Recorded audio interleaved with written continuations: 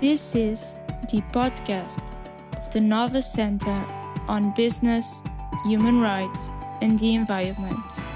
Welcome.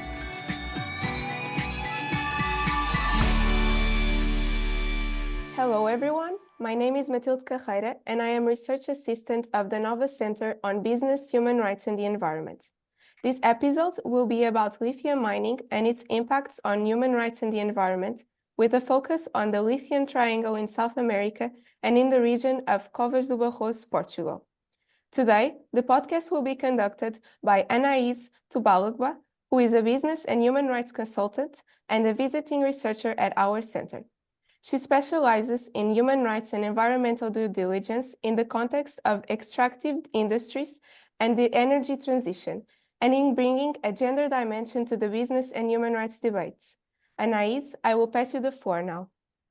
Thank you, Matilde. I am joined today by Dr. Helle Abelvik-Lawson and Portuguese activist Catarina Alves Scarrott to discuss the challenges and opportunities of lithium mining in a context where the world is shifting away from fossil fuels and towards cleaner forms of energy. Dr. Helle Abelvik-Lawson is a business, human rights and environment researcher with a special interest in lithium mining and climate change. She holds a PhD in indigenous community participation rights in lithium mining in Argentina and Bolivia. Catarina Alves Scarrott is a teacher and activist. She was born in Covas do Barroso, in a region of Portugal that is recognized by the United Nations as a globally important agricultural heritage site, but which has also become more recently the largest lithium open pit mining project in Europe. Thank you both for accepting our invitation. I want to give a bit of context to our listeners before we start our conversation. Lithium is a lightweight metal, which is considered one of the critical minerals for decarbonization. And this is in part because of its excellent capacity to store energy.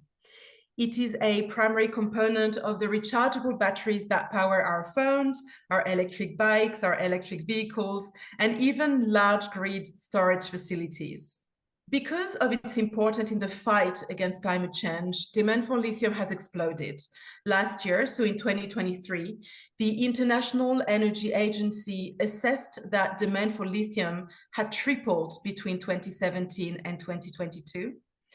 But stronger demand for lithium means more lithium mining. Mining companies have started exploration and operation in areas of the world that now appear strategic because of their lithium deposits. I'm thinking, for example, of the African continent, where there are currently about 18 lithium projects from early stage exploration to production.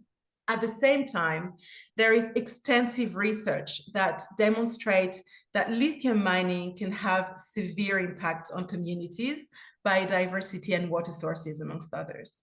Helle, for many years now, you have been analyzing lithium mining and its impact in a region that is well known as the Lithium Triangle in South America. In that region, if I understand well, lithium is found in high concentration in brine beneath salt flats. Tell us more about your research history into lithium mining and its impacts on human rights and the environment. Hi, thanks for having me. Yeah, so I was looking to do a PhD in around about 2013, 2014, and an academic mentor of mine, former UN Indigenous Peoples' Rights expert, Dr. Julian Berger, tipped me off about the indigenous resistance to lithium mining in Argentina. So after previous master's research into Brazilian mining giant Vale mining iron in the Amazon to turn into steel using Mozambican coal and lots of international mining moving materials around in big global supply chains, I was fascinated to learn that there was this place in the high Andes they were calling the Lithium Triangle, as you said. And they were just getting started. There was loads of companies going in. It was like a new gold rush. I was working at Greenpeace on their energy and climate investigative desk. And, I was coming across all this information. The Economist had this hockey stick graph showing the price of lithium trebling basically overnight in late 2015. And this kind of thing always has impacts on human rights and the environment. But there was also some hope because in this region, because of this unusual mining by evaporation, in brines, in big pools, so not, drilling and digging and extracting lithium from rock, that it could be cleaner and has less impact on the environment. And I also really wanted to learn about this beautiful place in the Andes in Bolivia called the Salar de Uyuni. It's the largest salt flat in the world, and it can be seen from space, and it has the most lithium in the world. And for a country like Bolivia that was essentially plundered of its silver to fund the Spanish Empire, but then ended up becoming the poorest country in South America, this seems something worth looking at. And the tension with the need for lithium, and I really use that with inverted commas, continues to be really interesting to me. Working at Greenpeace, I was writing about all these technological solutions to climate change, lithium becoming the new oil. I was just seeing that this is going to become a really big industry, and it was brand new. It was brand new in Argentina and Bolivia. Not in Chile. In Chile, they've been mining lithium for some time. They're now the second biggest lithium producer in the world through a company with links to Pinochet. But yeah, I found it just a fascinating conundrum, essentially, that there was this lithium rush going on in a very remote region, 4,000 meters above sea level, where it was predominantly indigenous lands. Thank you, Helle. And similarly, Catarina, you have been interested in lithium mining in Europe in a context where the European Union has recently adopted the Critical Raw Materials Act, and it is developing its strategy to secure a sustainable supply of critical raw materials.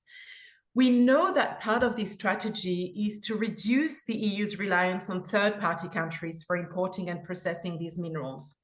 And Portugal, which holds the 8th most significant lithium reserves in the world and the first in Europe, is becoming a key asset, I would say, for the European Union.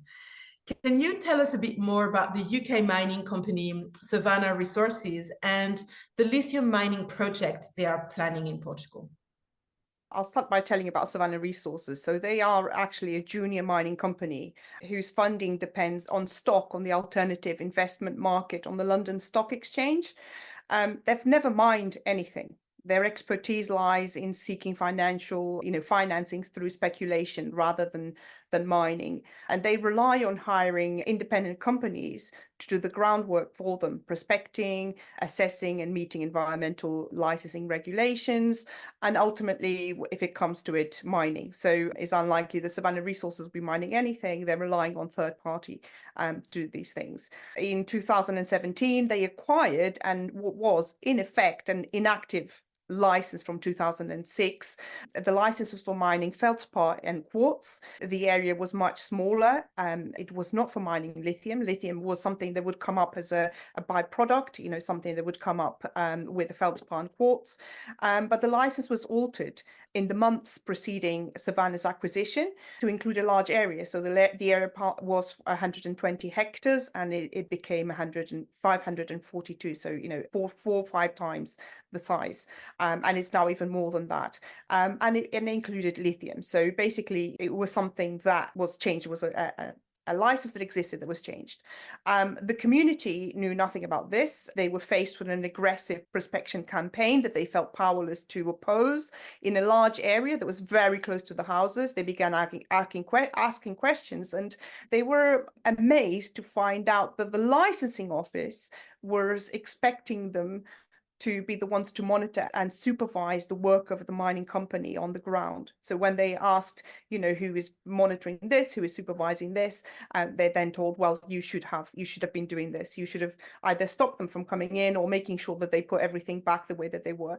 Meanwhile, Savannah's investors' reports spoke of ever-growing deposits of spodumene and large open pit mines very close to the village, the largest of which was some 600 meters in diameter and 150 meters deep. The number and size of the mines has changed over time, and there is now talk of 4 larger mines, but this could change. And the company has completed another prospection campaign. This is after having done the environmental impact report, and one wonders, if anything, of what went in there. is actually going to be what the project, would look like in the end. The local community have been trying to understand what has happened, and to them what emerged was like this shocking realization of the perverse consequences of the EU push for mining strategic minerals, with the unprecedented race for licenses in Portugal covering a large area of our territory. Years down the line, from the first prospection campaign, the results of the first prospection campaign can still be seen today on the ground, and even on Google Maps. And this alone speaks volumes of the mining company, the government, and the trust that can be had in both. And Catarina, I would like to go a little bit further and follow up on what you said, because you have also identified human and environmental risks that are related to the mining project. Can you explain what these risks are and what has been shared with you by the company on how they will mitigate these risks? So part of the Barroso, Covas Barroso is part of the Barroso region, which has been recognized by FAO as a globally important agricultural heritage site. So they're planning a number of open pit mines in a green, water-rich area. And, this is threatening the environment and the sustainable way of living of the communities that have lived there for over 8 centuries. FAO seal is at risk if the mining project goes ahead. And this has been very clearly recognized by the Portuguese Environmental Protection Agency. The land will never be farmed again. The water and the water courses which flow through the village and the area, which are key to the effective management of the land and the fields, will forever be altered. Just 1 kilometer from the river, which is part of the Douro River hydrographic basin. They're planning a waste mound of over 100 meters tall with both solid and wet waste. Independent experts are alarmed by the risk of liquefaction, which is something that has happened in Latin America, namely in Brazil, in Brumadinho, and all of these risks are being underplayed by the mining company. And the Portuguese government's attitude is that, this has got to go ahead no matter what.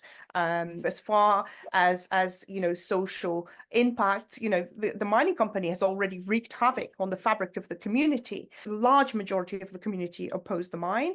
The most vulnerable members of the community have fallen prey to promises of wealth, and some to the fear of losing their land if they don't sell now. Those who oppose the mine, they've been targeted, discredited and intimidated through, accusations relating to things like gender violence, which have involved the police and the courts, smear campaigns. And the mining company is behind all of this. And one of the last things that happen is that the community, after the first prospection campaign, they sort of barred access to the land. In order to access the land, they've bought land from private landowners, some private landowners, some of which don't live in the village, at inflated prices.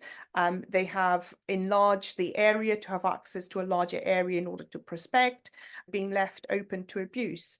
So that's that. I mean, how have they planned to mitigate? I mean, as I said, I don't really think that the reassurance that they offered us are sufficient. Things like, when we talk about dust, telling us that they are going to spray the area with water so that there's no dust, or telling us that they're going to build a barrier of trees. Trees will take 40 years to grow, or telling us that actually something that has never been tried, mixing wet and dry waste, is going to be safe, when actually the experts are telling us this has never been done and it's reckless to try something like that so closer to the water.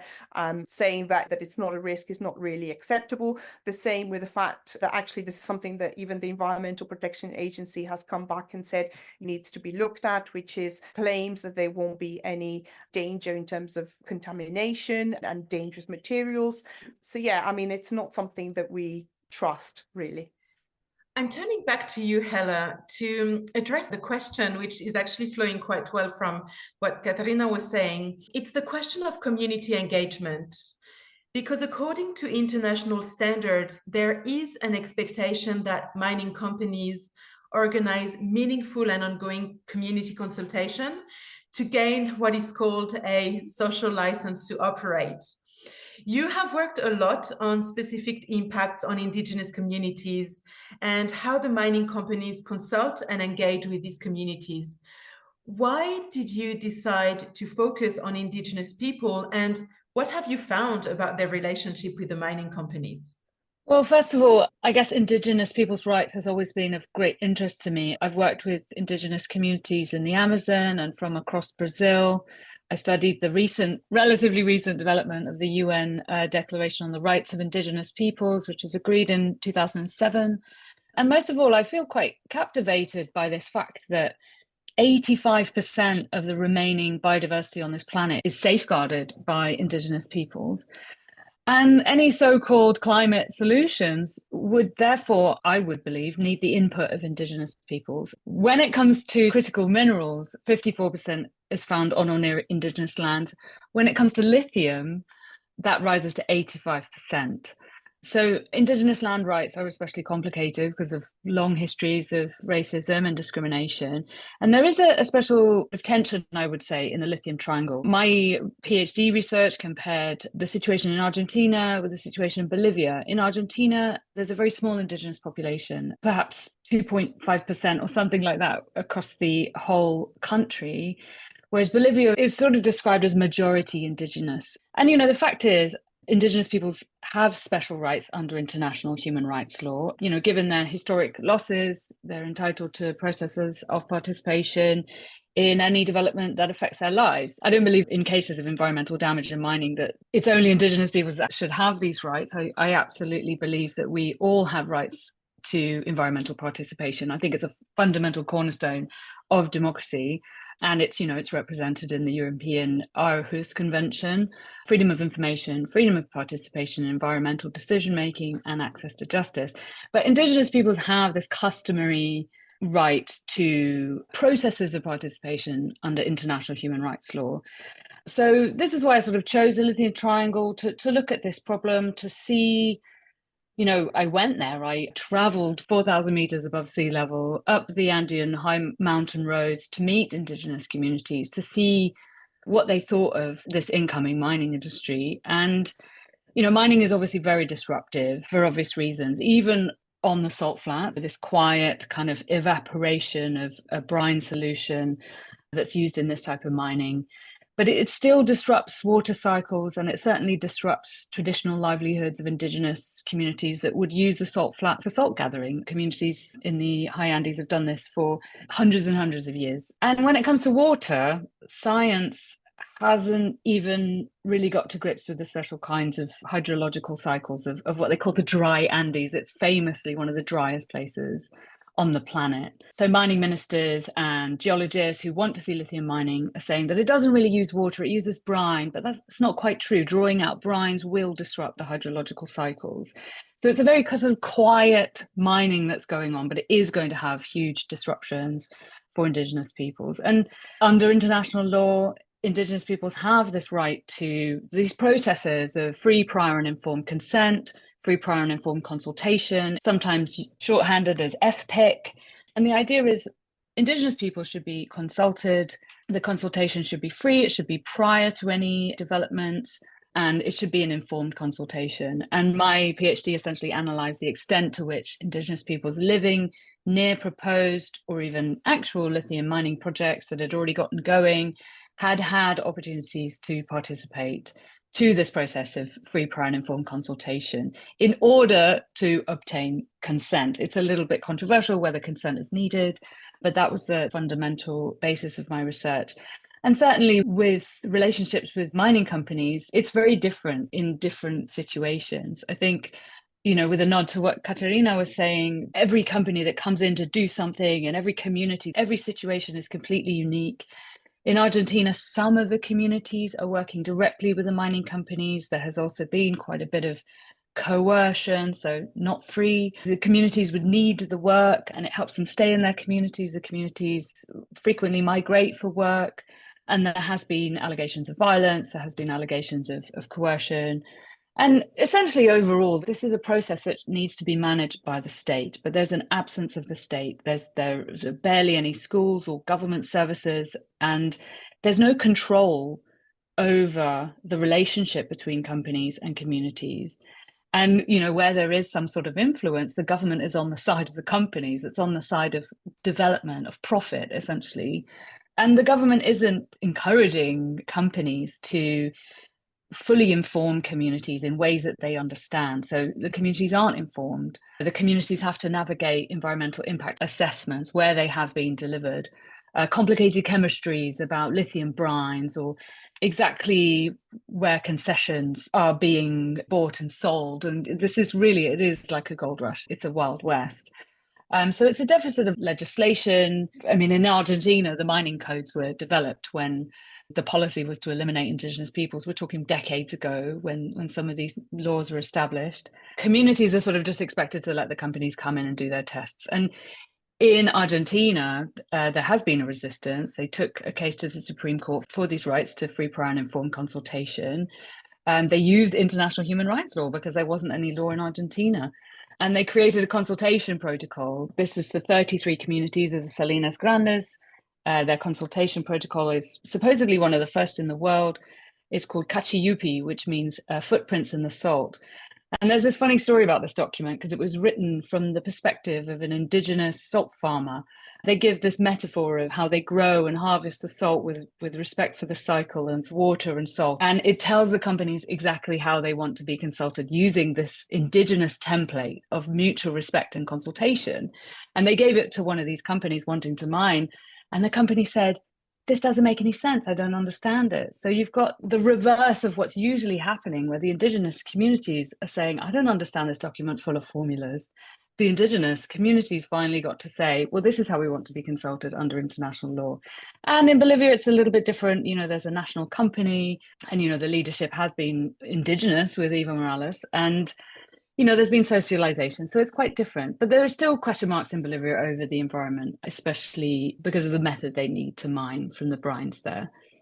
Thank you, Helle. And Catarina, I wanted to ask you a similar question, and you've touched a little bit on it. Helle was mentioning, that each community and each indigenous group has different relationships with the different mining companies.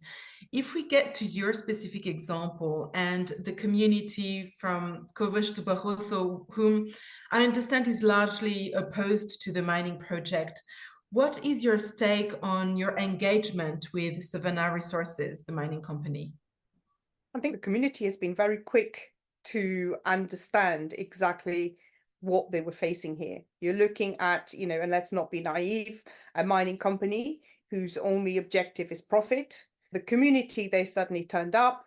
They weren't informed. They sort of gave to understand that they were going to do one thing, and then they were communicating to the investors something different.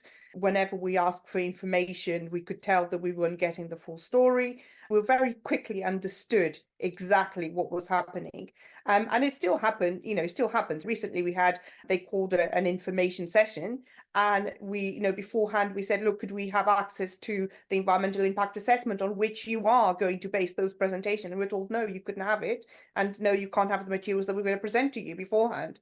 And it's like, that just says it all. We do want to know everything that is going on. We want to know everything that is going on with the Environmental Protection Agency, with the Mining Licensing Office, and the proof that, we're not being given access, and free, informed consent cannot exist because we're not being informed, is the fact that, we have got a complaint in the Aarhus Convention Committee precisely because of lack of transparency, because we're being drip fed information as and when it is convenient. We're not being consulted appropriately, and there can't be informed consent when actually information is manipulated. So no, the community is left open to abuse, and we are very clear about that. From the mining company, we want to know everything, but everything that is going on, all the communications that are going on between them, between the government, between the Environmental Protection Agency, between and with the Mining Licensing Office. And we will be asking questions, and we will be exposing the truth of what is happening in the area. That's as simple as that. Thank you. And it will be really great to follow up on that in the next question, because I wanted to know more about your research and advocacy strategies.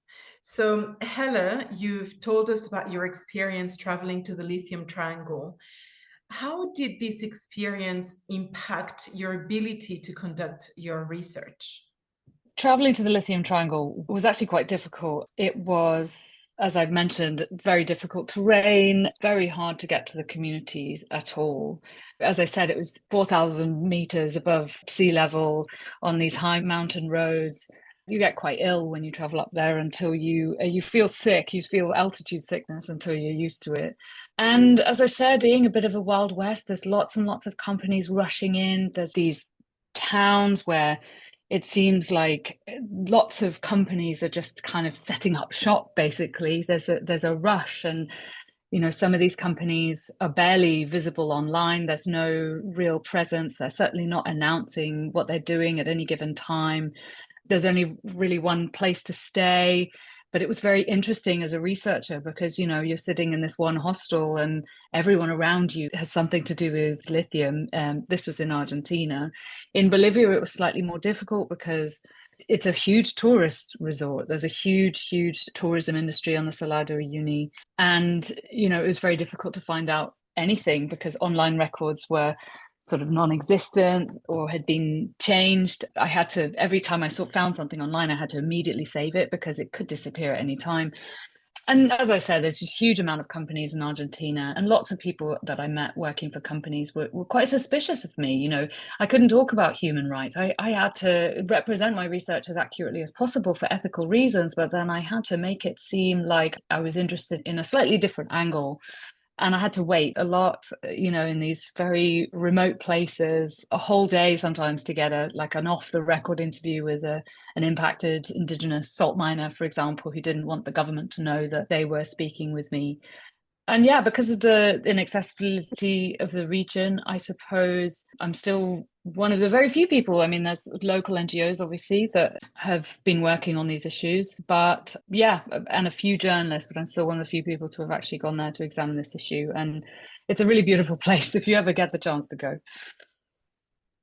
So has this influenced your current field of research? Are you still looking at lithium? Yes, I am looking at lithium, and I'm fascinated to hear more about lithium in Portugal. Thank you, Catarina. And I'm also looking at critical minerals. I just think it's such a fascinating research paradox for climate and mining.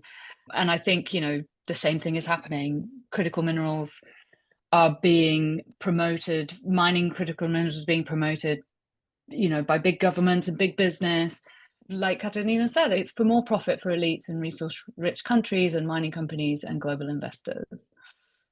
And similarly, Catarina, in terms of your advocacy strategy, how have you organized as civil society and community members to convey your claims to other stakeholders than the companies, like, for example, the Portuguese state or the wider public? Yes, so I think for us, we didn't know anything about mines up until 2017. We had to basically learn very, very quickly. And all that we know basically came from our experience. And we didn't like what we saw. And our way of basically getting things changed is actually passing on that knowledge that we've had, that experience that we've had, so that others know what we went through, so that they don't go through the same. So when you've got a mining company coming and knocking at your door and telling you they've got a license to do this and that and the other, well, this is our experience, this is what happened to us, this is what your rights are, this is what you need to do.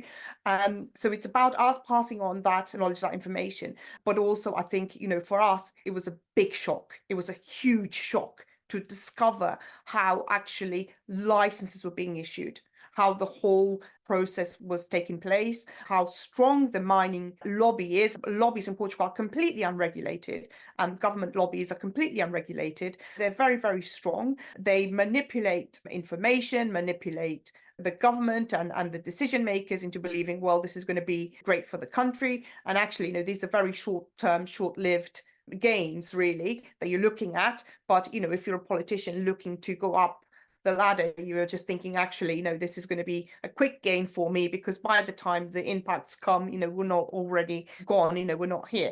So actually, finding out how everything happens was a huge shock, and actually passing on our experience. And again, I emphasize this, like, we knew nothing about mining until we were faced with it. It's really, really, really important. And that leads perfectly to my last point, because you have both given us very insightful perspectives on risks associated with lithium mining. But I would also like to understand what you perceive as opportunities for better corporate practice, for better practices from these mining companies. For instance, Helle, are there other critical minerals or other mining methods or regions that you think are ripe for research? And also, how can your previous research on lithium mining inform these new research opportunities?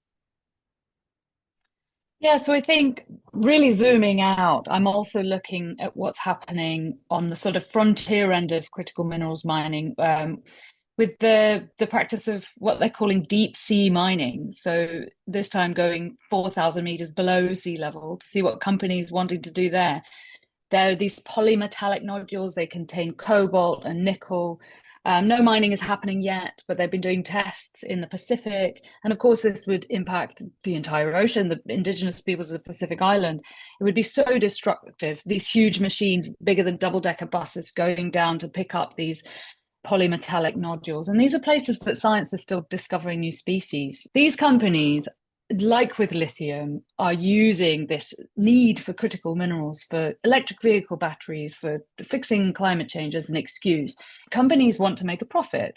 So examining that movement of capital, I mean, they're even talking about using these critical minerals that they're mining from the deep sea in weaponry. You know, China has this dominance, and so the US have now decided to ratify the UN Convention on the Law of the Sea, which, you know, the US doesn't ratify UN conventions.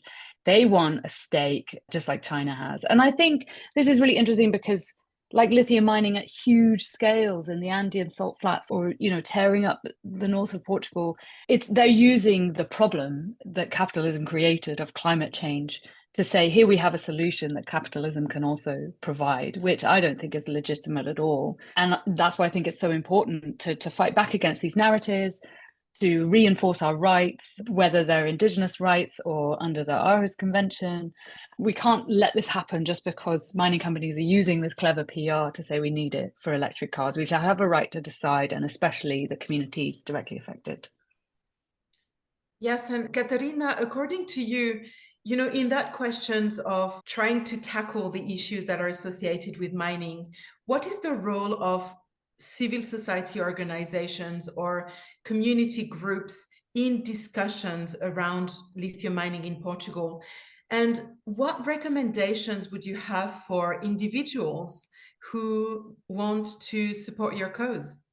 Okay, so here's the first thing that, you know, we sort of got to understand, which is very clear to everyone, even in Covas Barroso. Okay, so we went through a process of trying to understand why us, why we're being sacrificed. And we've passed through that. And I said there was a process of trying to understand where we are and why we're being sacrificed and what's happening.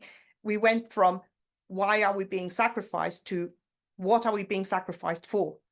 Okay, because basically what you are looking at is basically saying that, you know, we need this mining.